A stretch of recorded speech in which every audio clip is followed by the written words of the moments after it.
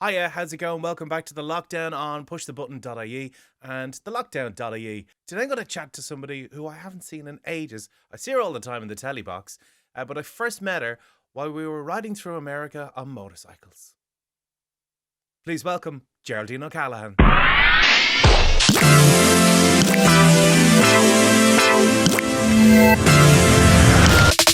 Geraldine, how are you, love? I'm fabulous, Cooper. All the better for speaking to you. I know, it's been so long since we've seen each other as well. I know, shame on us. And you know what? It's something about the lockdown. It's given us a little more time to actually think and to have time to scratch our asses and realise the people in your life that you don't see enough of. And you're one of them. Oh, I know. It's like, because I suppose we first met about 10 years ago.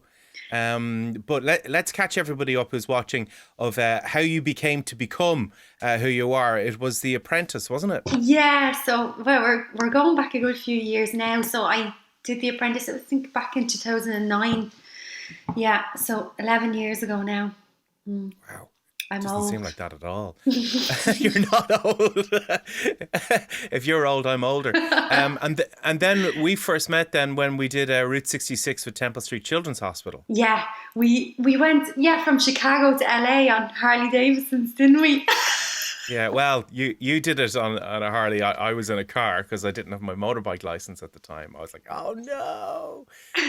But you there was a stage where you've been riding all day, and if you're going to be riding for that length of time, your hips are going to get sore. So you got to get in the car with me for a couple of days, didn't you? Yeah, that was actually. Do you know something? That was probably one of my favorite parts of the trip because you filled me full of sugar. You had this big ice box in the back seat of the car, and it was just full of all kinds of American junk, sweet food. Was it Trixie's or something? And Hershey's, Twinkies. You never had a Twinkie, and then there was a moment where you're like, "What's a Twinkie?" And then you ate it. Actually, let's show that part of the video now. Have you had a Twinkie since? No, and I don't feel like I've missed out either. It was an amazing trip, though, wasn't it? Like just the sights that we got to see and the people that we met along the way. It was absolutely incredible. It was an emotional trip as well, wasn't it? Yeah, that's how I would describe it. It was so emotional, and actually, it was really weirdly emotional because think about it. I was going across America in a convoy of like 80 biker men. I mean, leather wearing, tattoo endorsing, skin-headed, rough-looking men who rode Harleys. So the last thing I expected was sentimentality and emotion and camaraderie and sensitivity. And I got it in like leaps and bounds. They were just so loving and so caring and so supportive. And the weird thing was I expected kind of, honestly, like a girl kind of, like I'd hair extensions and I wear makeup and I'm kind of a girly girl. And I expected a bit of like leeriness from the group of men, like men, and you know what I mean, when they're in clans or gangs of them. But there lads. Yeah, there was like none of that, Cooper. The men were so respectful. Everyone was there doing a job for Templestreet, and that was to the forefront of everyone's brain at all times. And I really felt like I was adopted into the group, and I was so minded, and it was so lovely. Like even some of the conversations we were having going up through, I think there's a place in Nevada called Sickreeves Pass. I think that's how to pronounce it. Oh my God.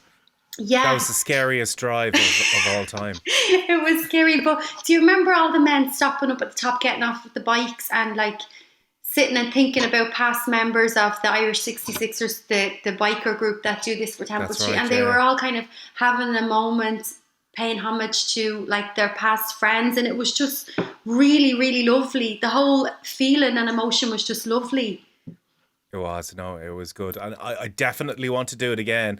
And I know that they have it penciled in for 2021 because I think they were meant to go this September, weren't they? They go every second year, yeah. And I mean, if anyone's listening to this, Cooper, like as much as I do, you just need to do it. If it's something that you've ever thought about doing, or even if you haven't thought about doing it, just go, contact Templestreet tomorrow and they'll give you the instructions and just go. It was the trip of a lifetime. Stephen, do you remember when we were in some little hilly-billy town up in the mountains and you rolled down the window with a car and 4 donkeys came over? What was the name of that town? Oh my God.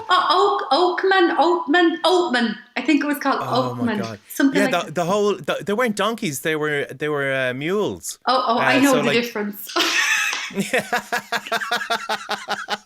A mule is a crossbreed between a donkey and a horse, and they can't breed. That's one thing I learned there. Okay, so there's my education for today now.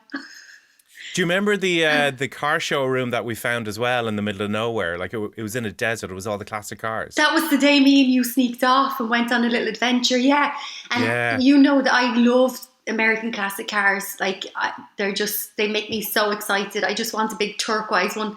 And we went in and you found a turquoise one for me. You were my hero that day. And you were like, buy it for me. I'm like, no. And then we got lost because we couldn't find our way to Albuquerque. Yeah, we got lost. And you sang to me for the whole day. I'll never get the tune out of my head. And now I'm going to put it in everybody else's head. Albuquerque. I'm going to do it again. Albuquerque. Or was it Amarillo?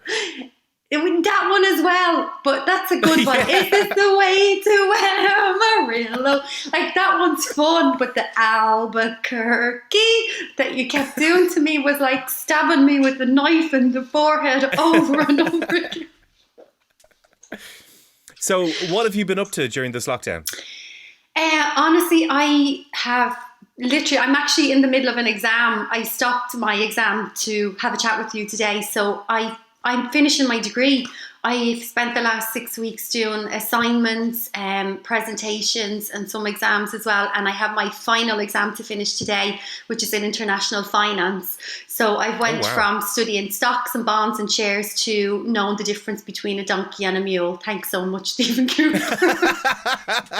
You're very welcome. And so, like, I take it you're doing it all online, yeah? No, well, the course itself hasn't been online. No, I've been attending class 2 nights a week and then every Saturday.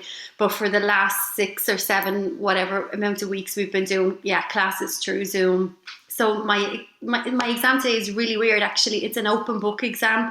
So instead of it being like, obviously all in private, we have access to the internet because we're at home, so we're allowed to that. But we have to do it more in the form of like assignments. So we need to reference stuff. Okay. So we're technically allowed to copy, but we just need to reference it and then elaborate in our own words and stuff. So it's different. That sounds like my kind of exam. I've got everything in front of me. What do you think about what the decision the government made with the Leaving Cert? I think it was the best decision, actually. I mean, there was never going to be a perfect solution for that. Never. But I feel like if you've been in a school generally in secondary school, students stay in the same school for 5 years. So I feel like by the time they've gotten to the Leaving Cert and they've already done a mock and plus they've already done a junior cert, the teachers have a really good grasp of who that student is and what their kind of average expectation of them is. Even if they know this is an A student, maybe they might not say this student is going to get 83%. That might be a bit too much on target, but they could usually say this is an A grade student, this is a B student, or this is a C student. And I think that's enough to get them through. There's no way we could put students back into exams now. There wouldn't be the room for the social distancing. There's just too much pressure on them. I have a nephew, actually. He was supposed to be doing his Leaving Cert this year as well, so he's gotten the exemption. But he was struggling a little bit with, I say, not mental health issues, but just a little bit of anxiety. Do you know what I mean? And not knowing. That's understandable. Like it's a big exam. Like. Yeah, but he wasn't. He's the first one in the house to do the Leaving Cert, so I think he was feeling a lot of pressure on his shoulders to do really well. And it's nice for him that it's relieved now, because life is so much bigger than your Leaving Cert. I mean, I'm only going to college now to get my degree, and I'm well into my 30s. And had I done 40s. No, I'm 37. I'm 37 next month, actually. But I'm just saying, like, if I went and done a degree then, when I finished school, I probably would have done something in the arts or maybe psychology or something. And I would have had to go back and do this degree that I'm doing now anyway. So I'm not Yeah. saying that students shouldn't leave school and go straight to college, because it's good you're in the mentality for it now. I really struggled when I went back to kind of learn how to write an essay and learn how to reference and stuff. So all the kind of housekeeping I found really difficult, whereas students leaving school and going straight to college wouldn't have that issue. But I mean, you have the issue of that you go into your later 20s, you do a bit of traveling, you go into your 30s, and your personality completely changes. What you wanted then is not what you want now. And a lot of the times people will have to go back and study, or they'll have a career change, and even just to keep life exciting. So I think the Leaving Cert, it's not the end all and be all. It's not the end of the world. It's not what you're going to be for the rest of your life. So it's okay that they haven't done it this year. It's fine. Yeah. On the grand scheme of things, it's okay. Yeah, some people don't figure out what they want to do, like as you said, like later on in life. And some people jump straight into a career. Like I was doing radio and DJing while I was still in school. And I knew I wanted to do that when I left school. So I suppose in my mind, I wasn't really that pushed about doing well in the Leaving Cert, which had a bit of an effect because I failed English in my Leaving Cert and I wanted to go to Ballyfermot Senior College to do radio and journalism. And I couldn't because I failed English. So I was saying, right, what am I going to do? So I ended up doing a weekend kind of City and Guilds course in Ballyfermot. And then I ended up doing a FOSS course in radio production and journalism. And that then, there is other avenues that you can go down to get to where you want to be. Because from that, you do work experience and then you get to meet the right people and get contacts and eventually build your way up to do something that you want to do. And then you end up in this situation where you've no job and then there's a pandemic and you're locked down. Then you're wondering, what the hell am I going to do with the rest of my life? I know. But you know what, I have to say, like, we really don't stop and just breathe enough times in life. Like when we're on, we're completely on, and it's all go, go, go. Like I was working full time and studying part time and juggling assignments. Like I was getting up at 6 a.m. to do some assignments or do a little bit of writing before work. And then now that the lockdown and I've been forced to stay home, and then I had all the time in the world to study, and it was just really lovely, like reading the stuff for the sake of reading it, not just going in and pulling out a sentence that I could put into an assignment. Right. And it just made me realise how lovely it is just to have time to be slow and to sometimes be sitting and do nothing. And that's okay. Like the Italians have it well sewn up. In Italy, there's an expression, now I'm going to pronounce it wrong, but I'll try anyway. It's le dolce fa niente. And it just means the sweetness of doing nothing. And that's okay.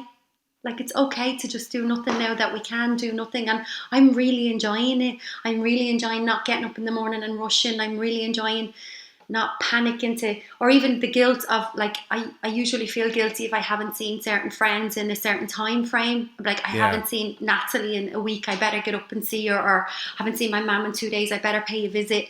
And now I don't have that guilt. I feel like I actually have more freedom, even though I can't cross the door, if that makes any sense. No, it does. It makes an awful lot of sense. And with regards to being locked down, apart from studying and looking out the window, have you found yourself learning anything new apart from what you're actually studying? Like, is there anything that you've always wanted to try and do? Like, I don't know, make something out of paper craft or anything? Yeah, actually, yeah. So I salsa dance, and I've been doing, like, me and my boyfriend, we've been practicing salsa dancing at night time here in the house. We've been doing having a little glass of wine and getting up and having a salsa dance, and actually stopping and breaking down the moves and practicing some new moves that we didn't know before. So that's been one hobby. And then I always wanted to learn how to play a musical instrument because I don't play one.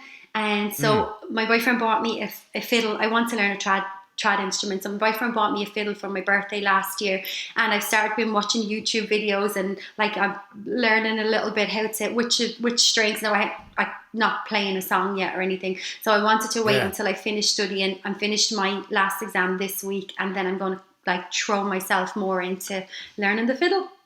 That's deadly. And has he kicked you out of the house and into the back garden to practice yet? Because, you know, there's one thing I remember as a kid. I was like, who's playing a recorder outside? And then when my kids started learning recorder, we said, do you know what? It's better acoustics if you go outside and practice it. No, thankfully I haven't been thrown outside yet, but probably because I've only been doing it for a few minutes in the evening, probably when I think I'm amazing and I'm getting stuck into it for a full hour, I might be a victim. Well, I want to be the first person to hear when you've finally mastered the fiddle and you have to do like a live Facebook or even a Zoom for the crack, all right? I will. Will you do that? I promise.